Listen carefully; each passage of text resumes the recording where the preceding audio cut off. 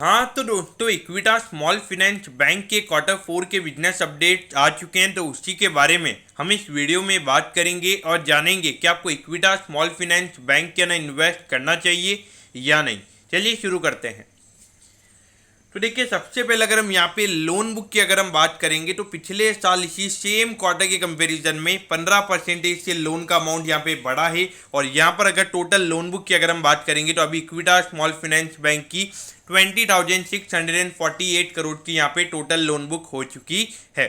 अगर डिपॉजिट की बात करेंगे तो ये नंबर भी 16% से बढ़ा है और ये नंबर आया है 18,951 करोड़ पे, यानी कि अराउंड 1500 से 1600 करोड़ पे यहाँ पे जो कंपनी के लोन से वो ज़्यादा है इन कंपैरिजन टू डिपॉजिट।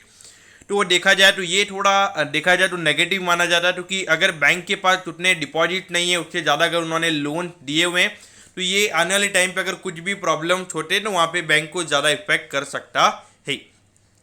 तो यहाँ पर अगर हम क्रेडिट टू डिपॉजिट रेशियो की बात करेंगे तो ये नंबर 108% पे है, यानी कि अगर बैंक के पास 100 रुपये का डिपॉजिट पड़ा हुआ है तो उसके ऊपर उन्होंने 108 रुपये का लोन दिया हुआ है, यानी कि 8 रुपये ज़्यादा लोन उन्होंने दिए हुए हर 100 रुपीज़ पे। लेकिन देखिए, जिस तरीके का लगातार डिपॉजिट ग्रोथ हमें यहाँ पे देखने को मिल रहा है तो उस पॉइंट ऑफ व्यू से कोई इश्यूज हमें नज़र नहीं आते हैं। और एक बात आपको समझनी चाहिए कि शुरुआत में जब बैंक स्टार्ट होता है तो वहाँ पे इक्विटी कैपिटल रेज की जाती है और उसके अलावा थोड़ा बहुत डेट कैपिटल भी रेज किया जाता है, यानी कि डिबेंचर्स वगैरह भी वहाँ पे इशू किए जाते हैं। तो उस पॉइंट ऑफ व्यू से देखा जाए तो हमें डिपॉजिट के अलावा थोड़ा जो इक्विटी कैपिटल और जो डेट कैपिटल रहता है तो उसके हिसाब से यहाँ पे ज़्यादा कुछ इश्यूज वाली बात नहीं है।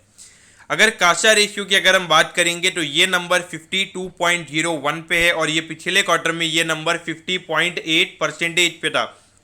तो यानी कि अराउंड 1.21% हमें जो बैंक के कासा रेशियो जो वो इम्प्रूव होते हुए नजर आ रहे हैं। तो देखिए, ये जो रेशियो जितना ज़्यादा होगा उतने जो बैंक के अगर हम डिपॉजिट की बात करेंगे तो वो उसकी कॉस्ट ऑफ फंड वहाँ पे काफ़ी कम हो जाएगा। तो देखिए, 6.43% पे यहाँ पे अभी बैंक का कॉस्ट ऑफ फंड है, जबकि पिछले क्वार्टर में ये नंबर 6.47% पे था, यानी कि 0.04% से यहाँ पे क्वार्टरली बेसिस पे ये नंबर कम हुआ है। आपको पता होना चाहिए कि पिछले साल ये नंबर मोर देन 7% पे था, यानी कि पिछले साल के मुकाबले 0.5% से भी ज़्यादा कॉस्ट ऑफ फंड यहाँ पे बैंक का कम हुआ है। और आपको ये भी पता होना चाहिए कि हाउसिंग लोन के अलावा जो भी पर्सनल लोन ये बैंक इश्यू करता है तो वहाँ पे हार्डली मिनिमम जो इंटरेस्ट रेट की रिक्वायरमेंट होती है वो 10 से 12% पे होती है, यानी कि अगर आप 11 से 12% का अगर आप इंटरेस्ट रेट मान के चलते हो तो लगभग 5 से 5.5% का हमें यहाँ पे नेट इंटरेस्ट मार्जिन इस बैंक का देखने को मिलता है, जो कि काफ़ी अच्छी बात है।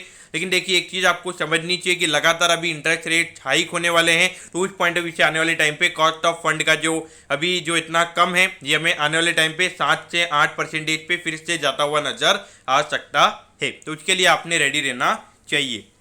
बाकी ओवरऑल अगर हम देखेंगे तो बैंक के नंबर्स अच्छे हैं। अभी आने वाले टाइम पे जो बैंक के क्वार्टर 4 के नंबर्स आएंगे, यानी कि रिजल्ट आएंगे, तो वहाँ पे ग्रॉस एनपीए और नेट एनपीए के नंबर्स कैसे हैं वो देखना जरूरी रहेगा और उसके हिसाब से हमें वहाँ पे देखना चाहिए कि ये क्वार्टर में बैंक ने कैसा परफॉर्म किया है। लेकिन देखिए, मेरे ख्याल से इन स्मॉल फाइनेंस बैंक का मेन स्मॉल फाइनेंस के ऊपर ही फोकस रहता है और अभी धीरे धीरे नॉर्मल सी इकोनॉमी में आ रही है। तो बैड लोन जो इनके पहले कोविड की वजह से हुए थे, मेरे ख्याल से वो पेमेंट्स भी इनके पास फिर से आने लग जाएंगे और उसकी वजह से इनके जो ग्रॉस एनपीए के नंबर्स हैं वो काफ़ी नीचे आ जाएंगे और इनका नेट एनपीए का नंबर भी काफ़ी नीचे आ जाएगा। और अगर वहाँ पे प्रोविजनिंग कम होती है तो नेट प्रॉफिट के नंबर्स हमें काफ़ी फिनोमिनल देखने को मिल सकते हैं।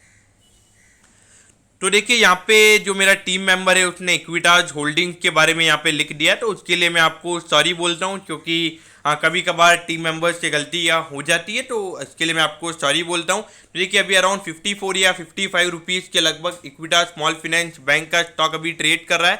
तो एकदम फ्लैटिश यहाँ पे ट्रेड होता हुआ हमें नजर आ रहा है, लेकिन नंबर्स जो है वो यहाँ पे काफ़ी फिनोमिनल है। देखिए, अगर आपको स्मॉल फाइनेंस बैंक में अगर इन्वेस्ट करना है तो देखिए, एक चीज़ आपको समझनी चाहिए कि अगर क्रेडिट ग्रोथ अगर काफ़ी फिनोमिनल इकोनॉमी में होगा तो वहाँ पर अगर स्मॉल फाइनेंस बैंक जिनकी अगर हम बात करेंगे उनके पास डिपॉजिट भी है, अगर नेट इंटरेस्ट मार्जिन की बात करेंगे तो एक नॉर्मल बैंक के कंपेरिजन में इनके एनआईएम काफ़ी ज़्यादा होते हैं। तो उस कंपैरिजन में देखा जाए तो एक काफ़ी फिनोमिनल ग्रोथ देखने को मिल सकती है। और अभी तो देखिए 20,000 करोड़ की हार्डली इनकी लोन बुक है, तो ये 1 लाख करोड़ पे भी अगर इनकी लोन बुक चली जाती है तो वहाँ पे लगभग 500 से 600 करोड़ का नेट प्रॉफिट बैंक का एक पर्टिकुलर क्वार्टर में हो सकता है। तो इस पॉइंट ऑफ व्यू से देखा जाए आने वाले टाइम पे ग्रोथ अच्छी दिखती है, लेकिन जब इकोनॉमी में कोविड जैसे प्रॉब्लम्स आएंगे तो सबसे ज़्यादा जो प्रॉब्लम्स होगी वो भी नहीं फेस करनी होगी।